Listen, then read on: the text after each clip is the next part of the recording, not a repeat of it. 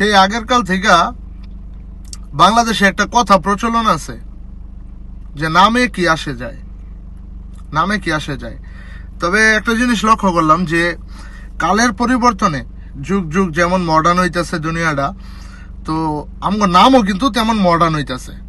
ঠিক আছে, যেমন ধরেন আমগো দাদিগো আমলের যে মানে নাম আছিল, বিশেষ করে মেয়েদের নাম, দাদিগো আমলে মনে করেন মেয়েদের নাম কি ছিল?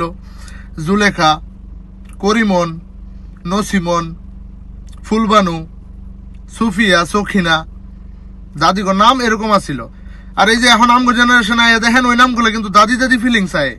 ঠিক আছে, দাদি দাদি একটা ফিলিংস আয়, সখিনা, তারপরে সুফিয়া, ফুলবানু, এই নাম কিন্তু মনে করেন যে একদম ইউনিক নাম তখনকার সময়ে। ঠিক আছে, এরপরে মনে করেন যখন একটু আপডেট হইলো, ঠিক আছে, আমগো এই যে মা, খালা, চাচি, হ্যাগো বয়সের জেনারেশনের যেই মনে করেন যে নামগুলা, এই নামগুলা দেখেন মুসলিমা, তাসলিমা, আকলিমা, রহিমা, নাসিমা, নামের মধ্যে মা মা ফিলিংস। আমগো জেনারেশনে হেরা সব মা হয়ে গেছে।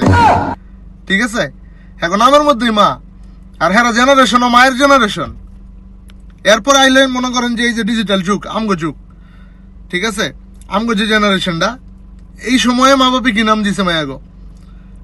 পিঙ্কি, রিঙ্কি, শিমু, রিয়া, মিতু, রূপা, রুমা, এই জেনারেশনে এই নাম। আপনি কি কেউ ওর মার নাম শুনছেন যে মিতু? আমার জেনারেশনে যে পোলাপান গুলো আছেন, আপনার কি ওর মার নাম আছে মিতু? কারো মার নাম আছে পিঙ্কি? কারো মার নাম আছে রিয়া? নাই। ঠিক আছে, তো কারো দাদির নাম আছে আকলিমা, তাসলিমা, এরকম দাদির নামও তো নাই। কি লেগে নাই? কারণ কালের পরিবর্তনে জেনারেশন যেভাবে মনে করেন আপডেট হইতেছে, এই নামগুলো আপডেট হইতেছে। আমি টেনশন করতেছি যে আমাকে পরের জেনারেশনের পোলাপান গুলোর নাম কেমন হইব।